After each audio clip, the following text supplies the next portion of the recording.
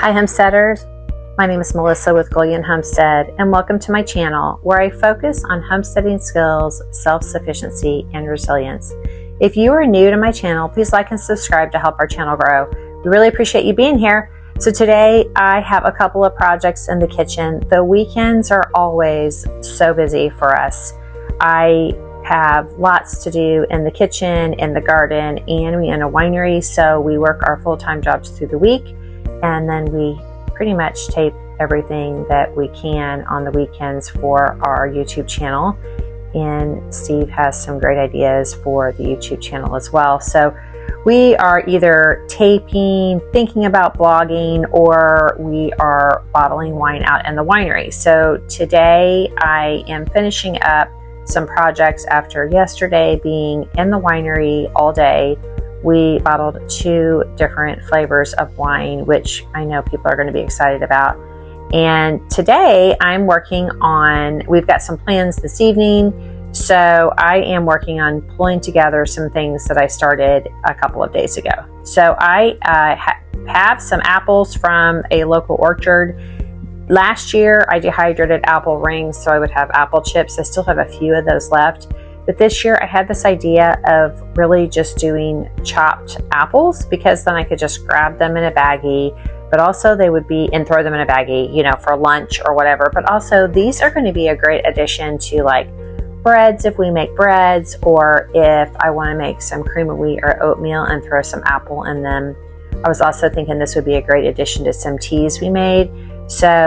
So far, this is turning out fabulous. I basically took a peck of apples, which if you go to an orchard, you probably know what that is. It is a bag, the large bag of apples. And I think it cost me maybe $14 for a bag. And I just chopped these up in my little food chopper. I show my food chopper later in the video to chop some garlic. I just got this new food chopper and I'm kind of in love with it. I'll talk about it here in a little bit, but I am just putting my apple chip chunks. They're really like bite-sized apple chips, how I want to say that, but it is just cut up little square pieces of apple. That's the best way to say that. And I'm putting them in 2 half-gallon jars. I'm going to keep these on my counter for the next week so that I can condition them. If you have followed anyone with dehydrating in the past, I've done a few dehydrating tips on my channel, but not a whole lot.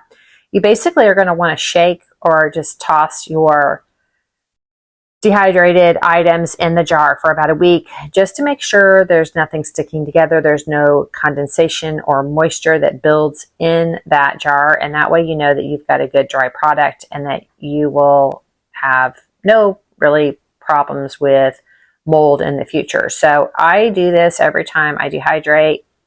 It kind of makes a mess in the kitchen because I have jars everywhere this time of year because we have basil coming out of the garden, we've got peppers that I dehydrate, we have apples that I get at the vineyard.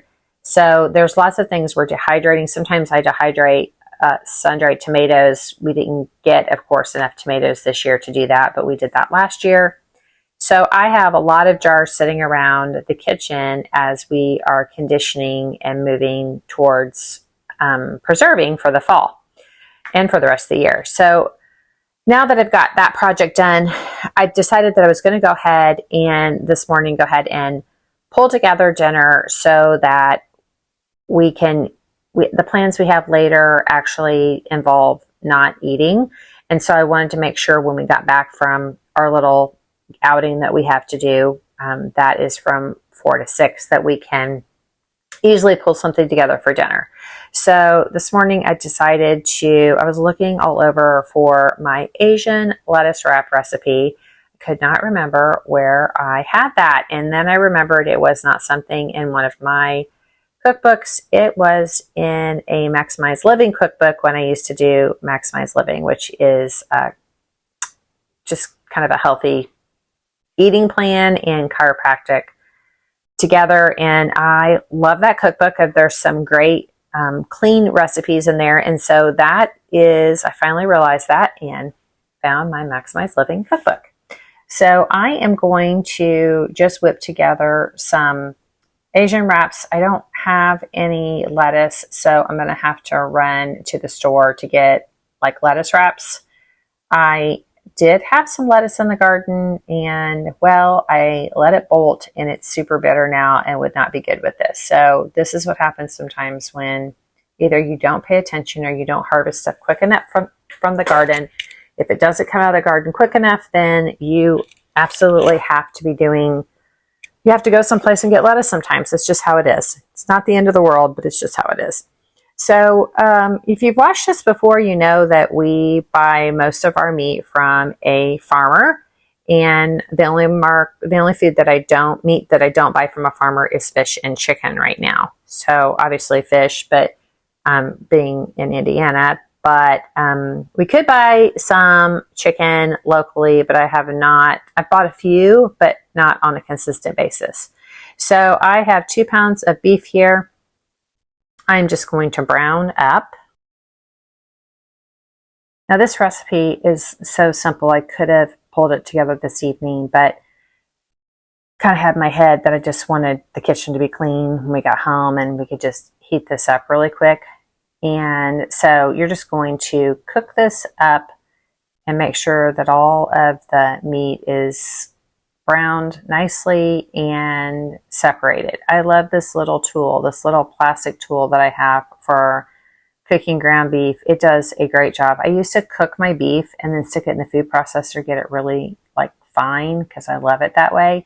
But this little tool does a great job of cutting the meat up really good while you're cooking it down. Now, I have to say that since we started buying beef from a farmer, our beef is so good.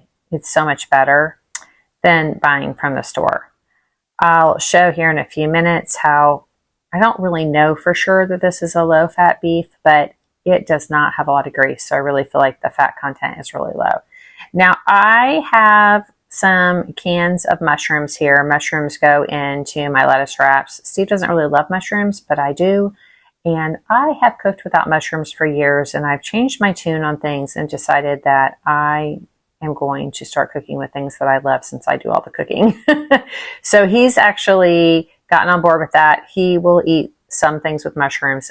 Otherwise, he'll just pick them out if he really doesn't like them. But I do have a major plan in the next year to learn to grow mushrooms, especially inside. I'd like to get a mushroom growing kit and move forward with that. But something I just haven't gotten into yet. And then if you've been following me for a while, you know that I've learned over the past several years, I have made it a goal of mine to learn something new every quarter. And this is not the quarter for that, but it might be the quarter for that this like around maybe the first quarter of the year.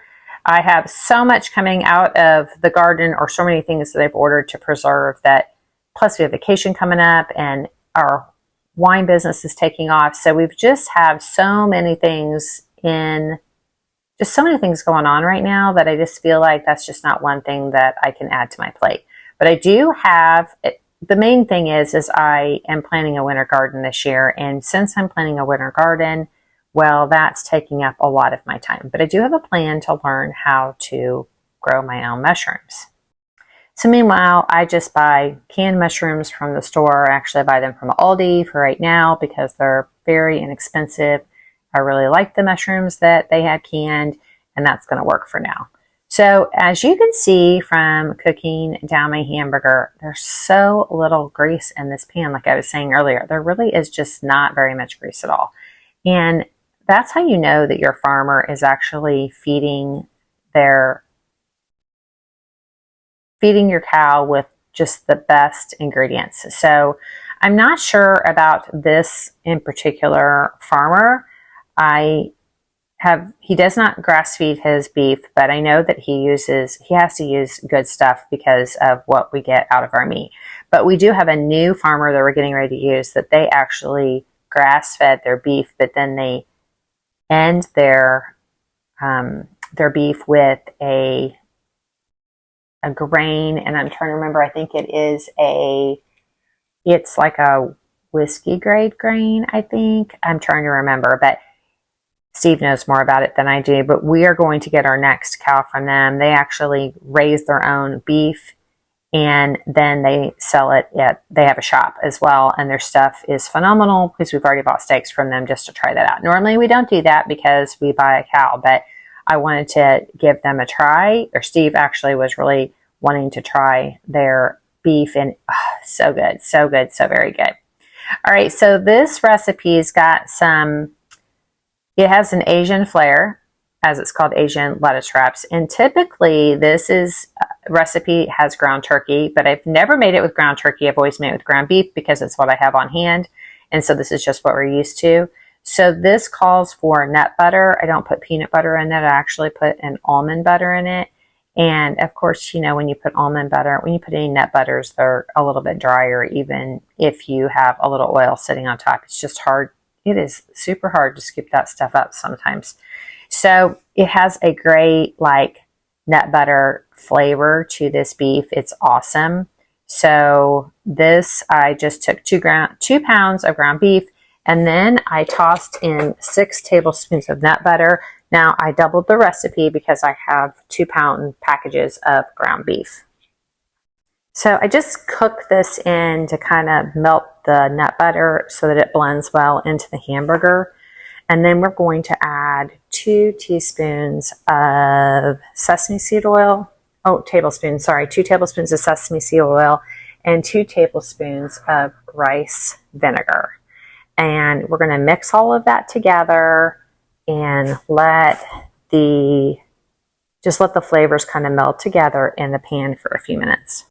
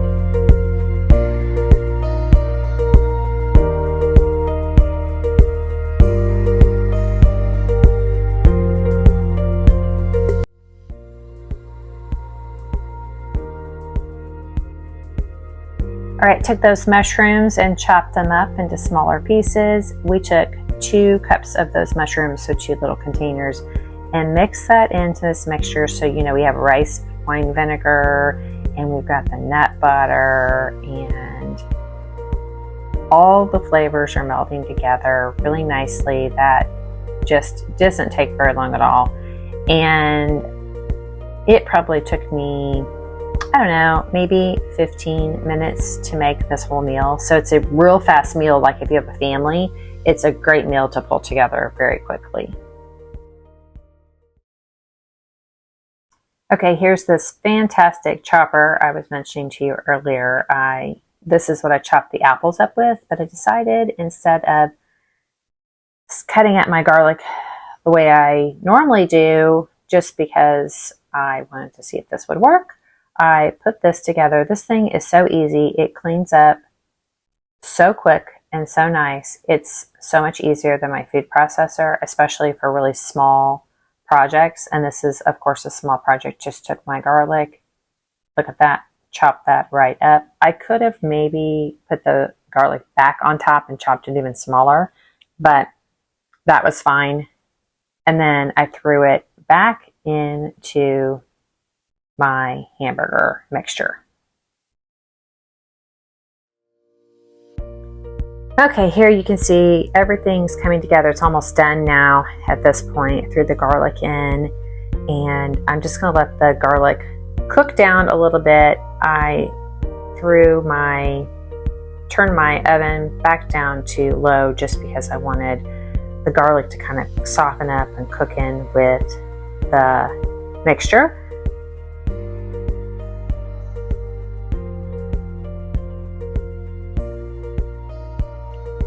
So this recipe calls for fresh ginger. I did not have any fresh ginger on hand. I normally do, but I don't. So I just threw a couple teaspoons of ginger powder in there just for flavoring.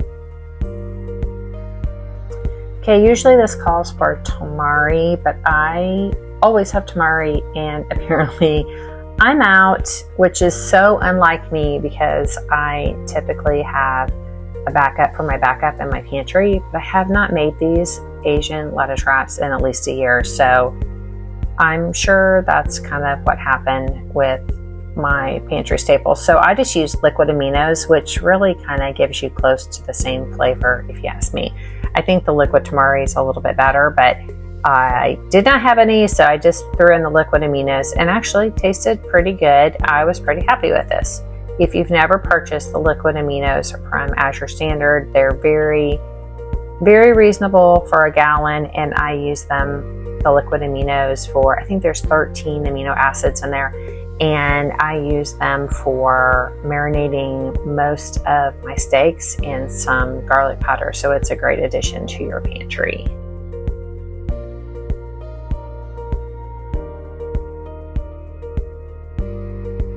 Well, we're back from our event, and I am working on plating these up. I just stuck them back in the skillet and heated them up. Nothing too difficult. But these lettuce wraps, this is living lettuce that I purchased from the store. The great thing about this, that root ball you can replant if you desire to. I've done it before, but it will continue to really stay alive for quite a while in that little container because the root ball's attached.